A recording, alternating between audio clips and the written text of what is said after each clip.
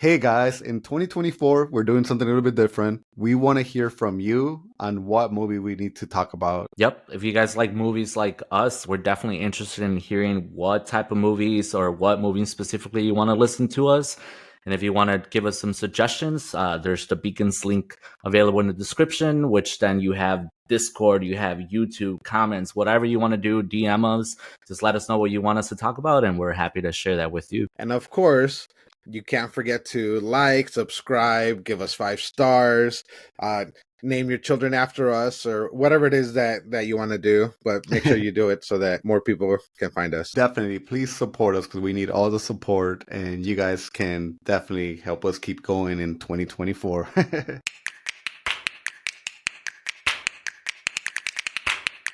Hey everybody, welcome back. Today we're going to be talking about the 2023 release movie, Talk to Me. And as always, I have here with me Ramon Hey guys. and Ro. Howdy, howdy. This movie was hit of 2023. A lot of people gave it very positive reviews. The conversation on it was always solid. So I'm kind of eager to see what you guys thought about it. Ramon, I know that this made your top 2023 list, so you were obviously a fan of it. Yeah, absolutely. And before we get further on, let's mention that this movie was recommended to us by my buddy JD, who's on our Discord. Like all of you guys can totally do this. But yeah, I don't know. He suggested this movie, and I was kind of laughing about it first because I've been kind of avoiding watching this movie. Once I watched it, yeah, I was surprised that for me personally, it was one of my top ones of last year. So definitely looking forward to explaining why. Because I feel like not everybody's gonna have the same reception to it as I did. Okay, no, great. Ro, I don't know your thoughts on this movie, so I'm eager to hear if you enjoyed it or what you thought about it. So I did see the trailer for this movie before it came out, and then I thought it was a cool concept, but like it didn't seem too out there. But then honestly, the execution of it was actually pretty cool. I was a fan of how they did it because it kind of gave me like Sixth Sense type of things and Mm-hmm. and like random other like scary movies with people that see things. But No, and I'm not a big horror fan. I get scared very easily. So this was a perfect movie for me because I was never scared watching it. So I was like, hell yeah, this is my kind of movie. oh my god. Like Well, nothing about it scared me. So I'm like, yeah, I can watch this with day, night, morning, any time of the day. well, that was the funny part too, right? It's like watching it, not knowing what to expect, but knowing that it's a horror movie is kind of like, yeah, where it makes you a little weird watching it because, especially for us, right? Like we're watching it for the sake of also talking about it on the podcast, not just because we like horror movies. For me and Raul, but no, yeah, there was something to be said about watching the movie and not being quote unquote scared. But I think definitely knowing and watching the movie like totally for me made it about something else. So I don't know, Yeah. I think there was a weird relationship for me is that once I was watching it, not that I get scared in movies, but once I was knowing that it wasn't like suspenseful and that crazy, like I wasn't on the edge in a way of that I was like nervous or a little like looking over my shoulder, but it felt fun. And I think that's kind of what I read with. Like after I started noticing that the movie's probably a little different pace, that it really wasn't about like the horror tactics or like the dead people. That's when I kind of like changed my mindset about it. And I think there's one scene in particular, and we'll talk about it a little bit more. But it's just it hit that scene, and all of a sudden it became a different type of movie for me, and I enjoyed it even more.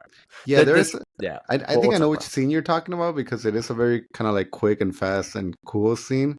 But again, I like this movie a lot. I felt like I felt like I was watching a Tales from the Crypt almost episode, like Oh very yeah. like I don't know, like a very good story. Are Nothing. you afraid of I the honestly dark? don't have anything negative to say about this movie, but I am interested to just kind of like talk about the characters because honestly, there were some things that I found very surprising about it, like especially when you meet your main character. I I thought some of these people were in college, but I guess not. They were like High high school. schoolers, right? Yeah, that's the part that kind of like caught me off guard, especially because I don't know why I just thought that they were I in didn't even college. think about it. That's Yeah, Australians for you. No, I mean, like, this movie was filmed in Australia, and like I believe it's all Yeah. Australian actors. But yeah, it was one of those things too. I'm like, oh, is this how people are like grown over there? They're just like, little older. No, I'm kidding. But we know they're actors, so at the end of the day, you're like, that it's doesn't even face it's you. But funny yeah, because without the uniform, they did look like 20-year-olds. But as soon as you put like the school uniform, it's like, oh man, these are kids that I'm yeah. watching. Yeah, I don't and know. I think obviously, it's kids yeah. kids make terrible decisions. I mean, we all know that. No. Well, let's talk about terrible decisions. Like, I mean, again, still not knowing what type of movie it was. Like, that first scene was fun because, like, it happens at a party, right?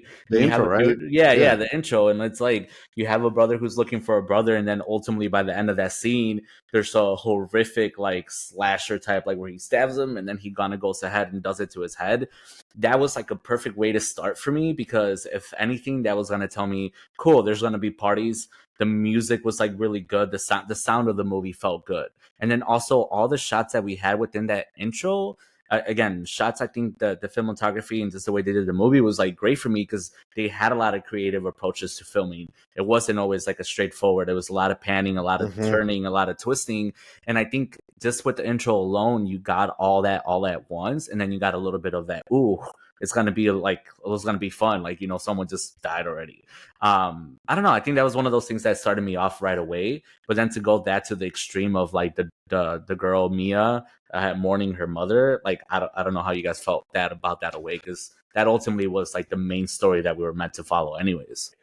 Dude, I honestly, I think that's the thing about scary movies is that like a lot of times like you'll have good scary movies, but they'll be good because of like the graphics are good, the practical effects are good, the the things are scary, stuff like that.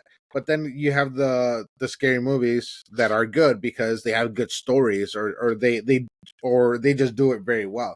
And I think that's kind of the case here because it's kind of like your typical spirit or like possession or whatever type of thing, which is not the first time they've seen it, but like the execution of the whole story Yeah. and kind of making these people feel compelling because you feel bad for Mia. You feel bad for Mia. You understand the situation that she's in, and then you kind of see this other family that she's trying to like put herself into. That really kind of makes you get the idea of what it is and how she's like lonely. She feels like an outsider and all this stuff. And then you kind of have this family that kind of like adopted her as a like as a another daughter or whatever. But then you kind of see some of the other weird like quirkiness that like every family has something or whatever. And then you kind of throw in this weird supernatural thing in the middle of it that kind of like messes everything up. That I don't know. I just like the whole thing that they had this whole setting, and then they threw this scary thing to it, and that made it cool. Yeah. I mean, I think to me the most interesting thing about the movie was the hand, like where it came from. This, and it's kind of sucks is like we never really get a firm answer on, on where it came from or the Not where history it came behind it. from, Talk yeah. to me origins. Well, you know what? I already did see that there is a Talk to Me 2 in production, or at least there is something like you go Uh-huh. online and you will see that there's a Talk to Me 2, right? And I was thinking about this watching this movie because again, we'll get into why I think this movie's so good. I think the second one's going to be completely different. I think the second one's not going to have anything to compare to this in the sense of it has to be a different story because this movie was clearly about Mia's relationship with her mother. And then the fun, like Raul was saying, the fun twist of that it is about paranormal like happenings. And, we do have this hand that's supposed to have belonged to a medium that was like embalmed and then like plastered or, covered in ceramic. But regardless of the story, if they did Talk to Me too, I feel like maybe it would be like explaining who this woman was, whose hand is like, now such a cursed item that kids are using it for this thing. But I don't know, man. I really do love this story. And again, I put it on my top 10 for a reason. And I think what it was is that I was surprised to find out that it wasn't necessarily about the paranormal. It wasn't about the ghosts or the dead people that people were seeing. It was more of like the idea of this hand was like a craze or a drug that all of a Mm-hmm. sudden like these kids were like super into it. I don't know, for me that was just like beyond fun that I think the rest of the movie just became something different to me. Like I think if you understand that the movie is supposed to be fun, and that the whole idea of the hand and being possessed, and especially when they explain how they feel while they're possessed, I think it's a beautiful, like, I don't know, I was thinking of like freaking Dread when they're doing slow-mo, and just the idea of being like, so, I don't know, so that to me is the most fun part. So I think as we go into it, that's definitely the scene that kind of made me the most in love with it. Is just when they're all like having the 70s show like type of circle, and everybody's taking turns getting possessed, and they're just like, oh, it's my turn, like, let me go. Like, it's so fun, and I'm just like, holy shit, like, they're getting possessed, but they freaking love it. It's just such a good experience. No, and you have the character that owns the hand, so obviously he's getting invited to all the parties, and he's like the Josh, cool kid, or whatever his name is. Yeah. I think with me, though, the one thing that was frustrating, it's like these kids have proved that there is an afterlife, or there is something that could happen after we passed away, depending on the circumstances. And they have evidence, and they can show it to other people, so that it was like, hey, like, if you showed me that, I would immediately believe always, like, if there's an afterlife, that means that potentially there's a God, there's a hell. So it's like, dude, you have, again, proof that there is something more to life. And what do they do with it? They just play around, make stupid videos, upload them. And it's like, oh, it's so frustrating, man. Well, Dude, I mean, hold on. Here's the kind of the funny thing that I just remembered that's super relevant and is super, super dumb. But I'm just glad that we did this when, like, before cell phones were like as popular with recording, because we're old. So there was a point in time where, oh, this is so dumb. Where never mind. I'll tell you guys offline, because talk about it. I don't want people to listen and then do it, and then we end up getting sued or something because, like, well, this guy said it. No. I am so curious, but like, holy crap. Now I'm gonna have to edit 2 minutes of this video just because you chicken out. Don't even, because I was actually just gonna talk about that too. Because again, with the idea that this possessed hand becomes like a drug, right?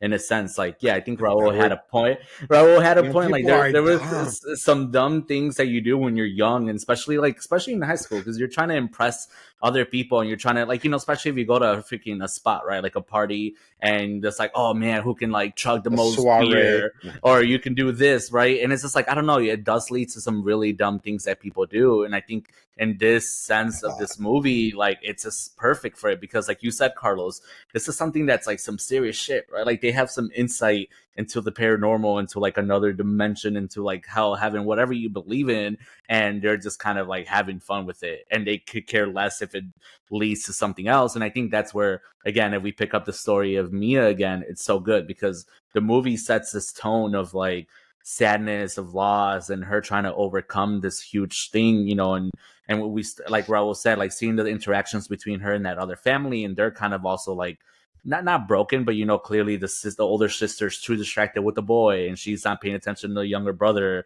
And so it's kind of like this, like, you learn as to why they're going to be in that situation, right? Like, they're all like siblings, they all like are like kind of best friends. Like, the little brother is kind of like the little brother to Mia too, because now, since like the loss of the mother, she's been part of it. So once you get to those crazier scenes later on, and once the brother gets involved like that, you have more to lose, because it's not just a random friend of Riley, of the kid, that was like, hey, come try this. It was more of like Mia saying like, hey, I know I shouldn't, but why not?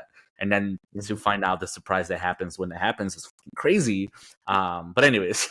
No, I think it's always trouble, man, when one parent works overnight and there's the significant other is not in the picture, because kids are gonna be kids and they're gonna have people that they shouldn't have over. And I think, even thinking back to our childhood, Ramon, I remember times where we would go to people's houses because their dad, for whatever the reason, wasn't home, or their mom was somewhere else, and it's just like, yeah, like, we took opportunity to like go and hang out with them, and they probably didn't even know, the parents didn't even know we were there. And, obviously we could have done a lot worse things, but we were actually very conservative with some of the things that we did. At least I was a little bit too conservative. We never busted out a Ouija board, and that's all I care about, because unlike this movie, hell no, like all those things, I would have. No. Would you? Your mom would slap you across the roar. I'd be like, what are you doing? I think I just remember Ramon like wrestling in his undie whiteys with a Man, certain somebody, but yeah. I don't take it back. Whenever you guys want a rematch, Tony, where are you, brother? Let's go. Oh my. Oh yeah, oh yeah, Yeah. But onto the movie. But yeah. no, no, but I'm kind of glad that you brought it up because I didn't even think about it at the time. It just kind of like I don't know, it was a thing because like we well, and I also kind of wonder because I know we have some people that aren't from like here, so I do wonder what other people kind of think or how they kind of grew up when they were like teenagers and stuff like that. If they also did like all these stupid things because I remember also doing like uh random like not magic, but like we somebody was sitting in a chair that we couldn't lift them up, and then we did some sort of weird ritual thing, and then all of a sudden they were super light, type of thing, and like random stuff like that. That I don't know, they were just dumb, but like people were doing it, so we went ahead and did it. I was Are you dumb sure? as a teenager. I'm sorry, everyone. Are you sure you're not just quoting The Craft, the movie The Nah, Craft? dude. No, I'm Well, thinking about the craft now too because If you tell me your that's friend another had example of something that happens. Well, I don't know if you remember those whole like trends of like, and I mean, I don't even know. I think it was middle school, but we were doing some light asphyxiation, like when you have like the game where you just kind of like take 10 deep breaths. That's and what then, I was talking I about. know, I I know know that's what what you were I'm talking saying. about. I know that's what you were talking about. And yes, you're right. This is really problematic. But I did this for you listeners. Now, I didn't force anybody to do it, but there was just a thing, right? Like you just take 10 deep breaths and then you just kind of hold your throat, your neck like pretty tight. And all it does literally cuts your circulation and you get a little dizzy, almost pass out. Some people do pass out. But the whole point was that and I, if you spun it right, you could be like, oh, you want to like go to another place. Duh, duh, duh. All you got to do is do this. So it's like the Please same. don't do this. I, Do not do this at home, and I, don't do it to anybody else. Don't do it to yourself. Don't do anything. I am completely disgusted by both of you right now. you guys are doing this I was weird ass. dumb. I was so dumb. Yeah. The only thing that I think I came close to that, it was maybe again quoting our friend Tony that you already did. I think he tried to put us to sleep, everybody, like in one of those chokeholds. And I don't know if he ever did it on me, but yeah.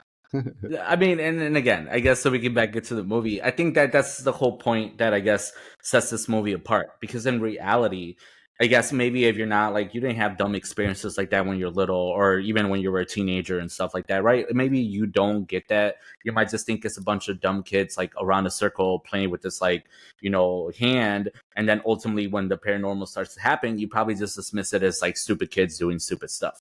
But I think again, I guess we could just jump to that point. But like, I love the point when they asked, like, I think Mia, they asked Mia to like describe the feeling of it, and she talked about it feeling like she was glowing, like she felt, heard, and saw everything all at once, and like just the way that she was describing it, you knew it was like blissful, like you knew it was like Like a high. where you wanted to be, like a high. And then at the same time, she also said, "But I was on the passenger seat."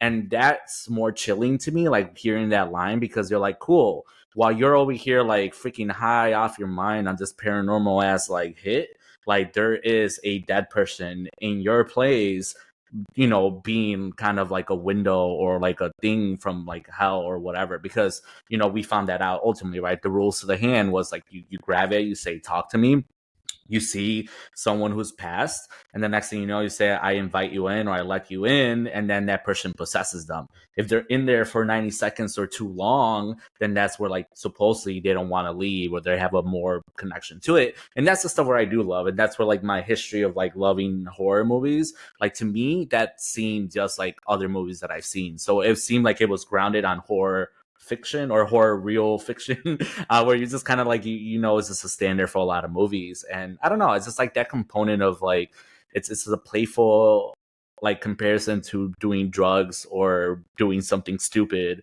but then you have this very serious risk that no one's taking seriously because they're all teenagers. Yeah. Yeah. No, and it's like you have to really trust the people that are there, while you're under this stage. Because if they don't take you out within the 90 seconds or nobody blows out the candle, it's like, dude, you're in trouble. And I think that was like my frustration, that it's like, man, at any moment, if you all of a sudden started moving or going crazy, like they're not really prepared to handle it. And obviously we do get to that scene and it's like sucks because like, yeah, you guys were not ready for this at all. Well, Kids being kids. What happened to Mia right away? Like she went over the 90 seconds the first time she did it. Like the first time she did it, she was just kind of stuck in that like crazy trance. Or was it the second time she did it? Because it was the time that she was like looking at the friend. Yeah. And yeah, I mean, again, I guess we should start talking about some of these scenes because I like that scene was great too, right? So, anyways, like they get to experiment, they get to start playing, and there's like the one part where she is possessed temporarily, right? She's looking at the best friend and she's just like, you know, giving like disapproval and like just talking about something, and then looks at the boyfriend and starts like, yes, so good. Oh And yeah, and it's kind of like her or wait, no, it was the boyfriend. See, yes, it yeah, was the boyfriend. Yeah, the yeah. The boyfriend who was boyfriend was doing that. like, And just like I don't know, scenes like that, I guess like once you start seeing the ghosts possessing them and all this stuff, you start seeing some like really weird stuff happening, and I really like that connection between them. I guess Dude. the one question I want to ask you guys is like when I think Mia's the main character, right? Mia, when she gets possessed and then the one ghost starts talking to the little boy, what is he? Mhm. What is he telling him? Like he's telling him something like he's behind you and somebody comes in through the door. Like what exactly was he? That message that she was trying to tell him. I don't know. Well, There might have been other ghosts or something around, because obviously because of the door. But I didn't have my subtitles on, so I really couldn't understand like what she was trying to like tell him, and I was like just thinking about like what did she try to tell him? Well, that was the scene that I wanted to talk about, but I got a little lost, not to be honest. But anyways, no, yeah, so there is that scene, and then so she immediately sees like someone behind him, right? Because she says like, "Oh, there he is." And then all of a sudden, it's like she has a conversation about like, "Oh, they're gonna eat you up." And then the next thing you know, like that door opens up, and then it's kind of like the next thing you know, whatever demon or person or like paranormal thing she was tracking was behind them. And again, another great scene because you're starting to have this kid who didn't even know what he was signing up for. He just wanted to be there. He wanted to go to the party, and here he is stuck in the middle. Yeah, he was like 14 years old, and he just wanted to be with the cool kids. And the next thing you know, like he's being targeted by these freaking like demons, because that's legitimately what she's telling him, that one of the demons wants him, and then ultimately makes a statement about how they all want him, but specifically keeps referring to one. And she's like, when he has you, he's gonna split you up, which is obviously foreshadowing for later when he freaking splits his head open. And then that's the scene where I was talking about, where they ultimately, because the demon's possessing her so much that they can't take her away, can't take the hand away from her, and then she goes into that phase. And at that point, I think that's when I was like, oh shit, okay, here's where stuff is going to get real, because she went past the 90 seconds. So whatever's supposed to happen after the due time, it's going to start happening to Mia. Yeah, no, yeah, you know what, you're right, because I do recall that I'm like, oh, maybe that's the point where all of a sudden, like, the door wasn't closed, and she's going to start seeing ghosts, and she's going to start getting more experiences, which is kind of like what does eventually happen. Yeah. Because I don't think it's the fact that she took the hand with her after that one accident happened. I think it's just the fact that she was pretty much like inviting these ghosts to come into her life, especially after she knew she could potentially talk to her mom. You know, so I mean, I don't know, man. I know you guys were saying like you kind of felt bad for the mom story plot, but especially by the end, I was not feeling sorry for me at all. I don't know if you're supposed to kind of hate her by the end of the movie, but I sort of did. I don't know. I mean, like, so there's a fun fact. Like, I noticed in the second time that I watched it that Mia's always wearing yellow at any scene in the movie. Like, any scene in the movie, she's wearing yellow, and it's like a continuation of like maybe like hope or something, like some symbolism of like wearing that yellow. But I kept on thinking of like, yes, I think the best part is finding out that the movie didn't go in that direction, right? Like the second that we have that interaction with the demons being behind the kid, and you know that it's like, oh, now that she went over the time, now it's going to be about like demons following you or like ghosts following you. But then you find out that it's really not, it's still about her, right? Because then you have that situation where the kid does do it, right? Like there's a smaller party now. It's not even a party, it's a smaller gathering. I guess like the boyfriend or the best friend really wants to do it. And so they convince the guys with the hand to come back and do it. And then after all this like argument and stuff at the end, the kid ends up going, right? So first of all, he's 14 years old. So this is going to explain why it didn't even take that long for him to become like beyond possessed, because he's a kid. But that to me was like, again, one of the cooler scenes that I again, give me points for this movie so much, because when the kid goes to do it, the first initial face that he has when he sees this like thing that appeared in front of him, it's of shock. But it's not a fear. It's of shock because he recognizes who this person is. And then you find out it's freaking Mia's mother. Like, I don't know how you guys felt during that exact scene. Or supposedly her mother. Yes. Supposedly her mother. Yes, because that's a big part of it too. Yeah. I think for me, this movie was leading me to believe it was second storyline, and that was the storyline where potentially the mother was killed by the father. And I wanted didn't even think of that. I wanted yeah, I the mean, payoff. that's what I wanted to, yeah. Yeah, like I wanted the payoff. I wanted it to go there. I wanted it to be like all of a sudden, because she's doing this drug thing where it's like, she's letting in a ghost. All of a sudden, like she discovers that her mom she didn't take her own life. Like this was her dad that did it, because, the dad seems like an okay guy, but obviously as the movie progresses, he could have shown a different side of him. So, sadly, because I was kind of thinking that's where the movie was heading, which is probably good that the movie didn't, because then that way it didn't give me the expectations that I wanted it. It kind of actually went an opposite way. But I sort of I thought it was going to go in that direction, man. So I was very surprised when it didn't. I'm like, oh, I guess the dad was just a good guy. And again, I'm not trying to get to spoilers, but I did want that plot line where potentially her dad was the one that actually killed the mom. Well, it makes sense to me because you had brought up the movie Smile when we were talking about like Talk to Me, right? And I hadn't watched Smile either, and I was just kind of like avoiding it as well. And then I was like, you know what? Let me watch Smile, so at least I know where Carlos is coming from, because I felt like it was going to play a role in it. And I see what you mean, because like Smile, if you guys haven't seen it, it's a kind of very similar story where it's like, and again, well then because Raul's here, we won't give any crazy spoilers, but it's a very similar story where you have a person dealing with a trauma and a loss of a person. And because of that trauma, I think it intensifies the story that's going on. But in Smile, like the evil or the paranormal thing that was going on was actually manifesting in a more serious manner, besides the smiling aspect to it. Like it was more serious, right? Like people were doing things to themselves and things were happening, and it was always just like about the crazy intensity of like the harm being done.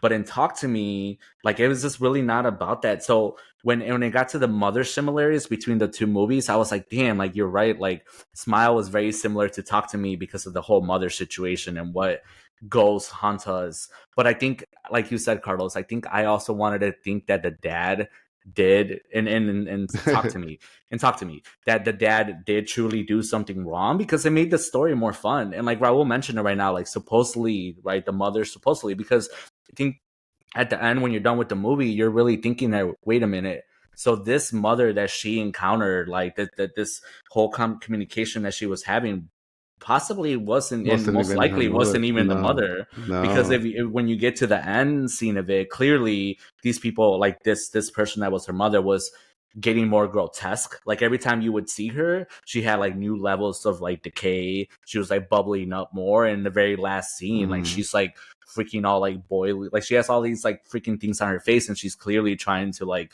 get Mia to harm herself. So I love that aspect of it too. But like you said, Carlos, like I was also kind of curious. I'm like, oh, did the dad actually do it?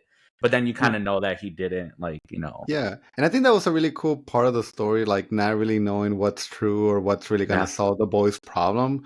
Because I'm like, what is the solution to like saving this boy? And I was like very interested into like what it was. More Jesus. Yes. Because like you have the one guy from the beginning saying like, oh, just give it time, and over time they'll lose control, but that wasn't happening. And then when you do kind of get that scene of like what's really happening with the boy, you're like, oh my god, like end his suffering like right now. Is that the scene you were talking about, by the way, when they're in the hospital and you get that glimpse of like the boy being possessed by all these demons? Like they're pretty much like not having an orgy with him, but he feels like eating him and touching him and doing all these like graphic things to him. Was that the scene you were talking about, Ramon? When I was talking about what? Earlier in the episode, you were saying like there's a scene that... Oh, no. To me, no, okay. The scene that did the movie to me was the scene when they were all like taking hits off the possessions. Okay. Like they were going... Because to me... and not to like take it away from... I like taking hits off the hand. I like to think about it like that. Yeah, like you're taking the hits off the hand. Yeah. It made me think it was very... it wasn't in a circular motion, but it was very that 70s show. Like in that 70s show, they sit around a table and they just kind of like sit there and laugh, and they're all having fun as they're smoking. And it was very similar. And I think that movie... Like when I got to that point in the movie, I was like, this is wild. This is crazy. Like I love that this is like happening the way it is, because I don't feel like this movie's taking itself too seriously. But no, like the whole thing with the brother, like I really like that component of it, because here's a kid who was like innocent, who really wasn't trying to, like, again, the movie was so short that no one was bad, no one deserved it. And if anything, you're just supposed to feel bad for Mia because she had lost her mother. But like the kid really didn't do anything. Like the kid was just trying to be cool. He already said no to smoking. Definitely did not deserve any of it. Like that younger brother just kind of got stuck in this dumb situation. And then, I think that was another cool part to see, though, is that because Mia was so like excited to hear the mother, like she kind of caused that whole situation for the kid, right? Because she even, like, if you see that shot, like the kid is holding the hand is holding the hand, and then Mia's kind of like grabbing both hands together because she just wants to keep talking to the mother. And then just to know that that's potentially, obviously right away, it leads into him getting possessed by the wrong kind of like spirits and stuff, and starts smashing his head again. Crazy also, like later, vodka, like what? Crazy like vodka? What? Yeah, the wrong kind of spirits. Oh, the wrong kind of spirits. The wrong kind of spirits. Yeah, man, that kind of sucks. It's like, obviously the spirits want this boy to pass away because then they have him forever. Like that's the big thing. So even at the end where like the mom is like suggesting, or people are like, I don't know who suggested, but like I think it's the mom suggesting to like end his life. I'm like, I don't know, man. I don't know if that's like what the right call is. I'm surprised that even at the end of the movie that the boy, from what we saw, he like eventually woke up and everything's fine. But I'm actually surprised that he got a happy ending. Didn't. He didn't. That's the thing. That was the because death. like, huh? No, because that's the thing. Yeah. Like you're not sure what happened because she could have been like hallucinating the whole thing, and that's also the other thing about that I was kind of waiting for in this movie is you know how like sometimes like these scary movies or whatever all of a sudden take a turn and it's like, oh, this person like was dreaming it the whole time or hallucinating or whatever. Like I was waiting for like the whole like schizophrenia type of thing to possibly pop up with Mia because of like all the trauma and all that stuff. She started like losing it or whatever.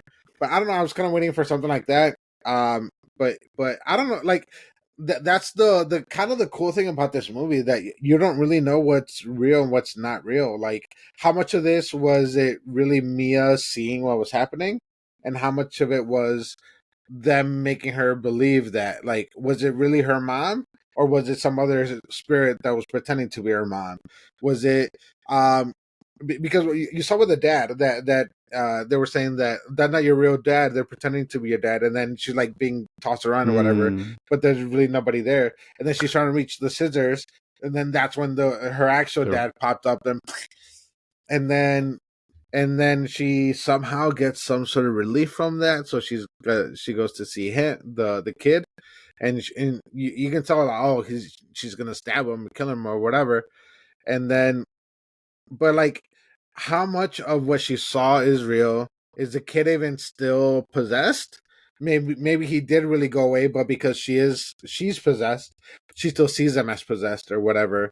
So like you don't know what to believe anymore after a certain point, because it's all kind of, it could be her point of view, which could be distorted. Because we're talking about once she throws herself off the freeway, dies, and then she starts getting these images of like, she sees that's also the thing that I was wondering if she threw herself or did the other girl push her. So, like, how do I talk about this without going back? Because there was one thing that I definitely want to mention. First of all, like, we were talking about like the brother, especially when he's in the hospital, and every time he comes to, he's trying to like off himself again, right? And how you would talk, Carlos, you mentioned that like the mother or someone was mentioning like just putting him out of his misery. How beautiful was that also related to like the kangaroo in the beginning of the movie, because Mia couldn't Mia just couldn't do it. She couldn't like end the kangaroo's suffering. And again, you think of kangaroos, besides when you think of them all buff and ready to fight, they're usually pretty cute. And you think of kangaroos like, oh my God, like that's a cute animal.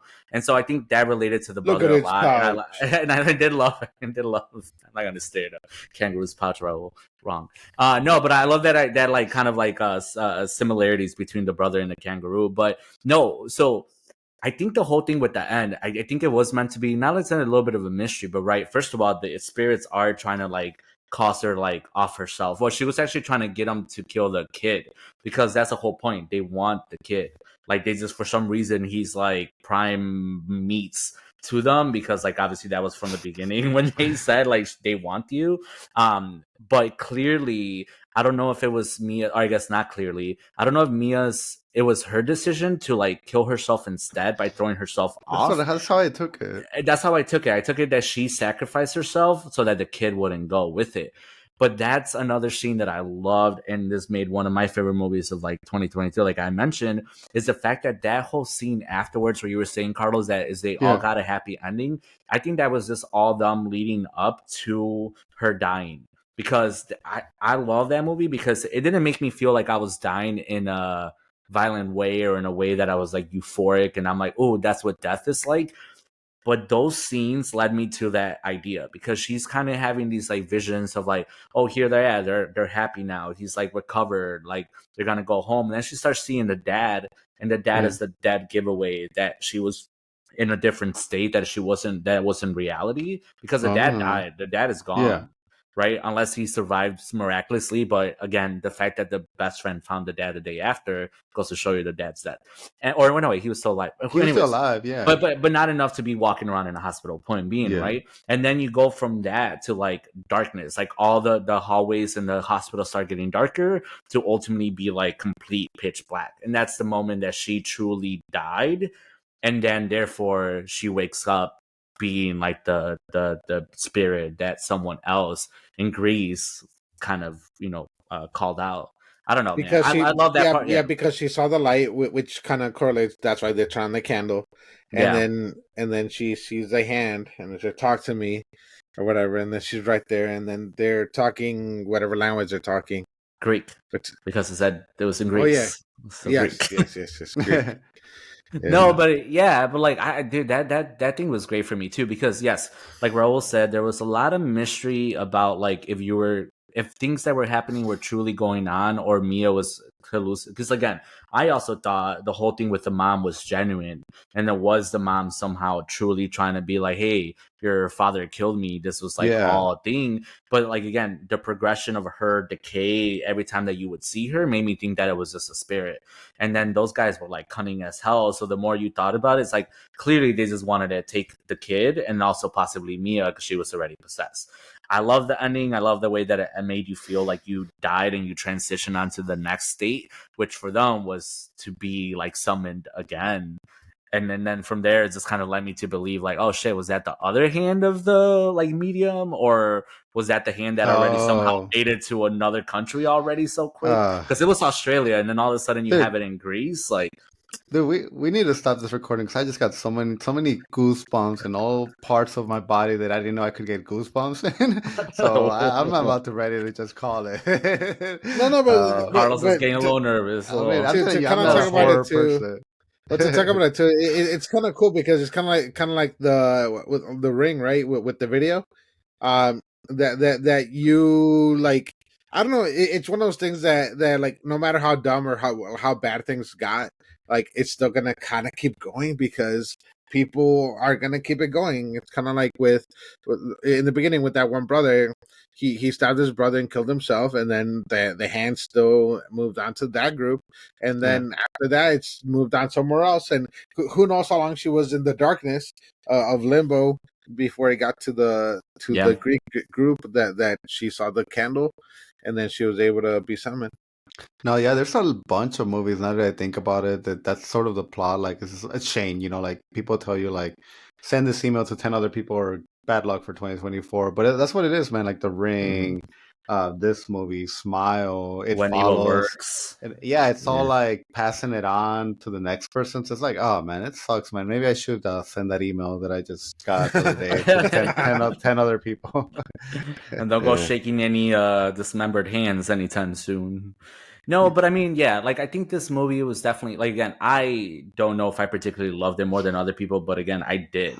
And I think what it was is that, again, this is I wouldn't even like, it is a horror movie, but I think it goes in a different category in itself. It's not meant to be like serious. Like, again, if you want to watch the not more scary, but the kind of like a little harder movie of this. I think Smile's a great movie to compare it to. Smile was like definitely what this movie was it in the whole more serious element of it, and I love the ending in that movie too.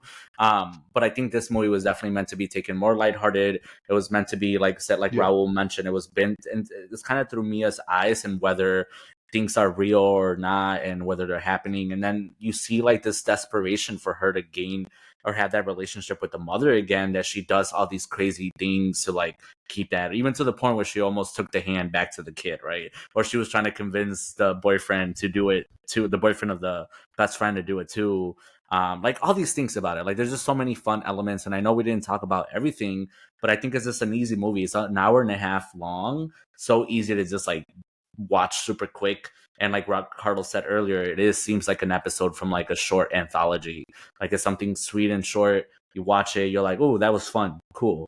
Like Goosebumps episode. Yeah, Goosebumps. I'm excited for, like, I know you mentioned there's already like a sequel talks for this movie, and then Smile's getting a sequel. So man, like, yeah, these horror movies, like those in particular, like they are movies that I would like to see a sequel, because again, Smile kind of did the horror element very good, and then this one did the whole like mystery plot expectations very good. So like, yeah, like dude, like it's a good time to be horror fan, because I think when everything else disappoints you, like horror fans keep getting like good stuff, man. So I'm about to start becoming a horror fan myself, and maybe I'll go back and watch all these movies that I just haven't seen, including the Witch to be top of my list. Oh yeah, I want to see it too. I like that movie.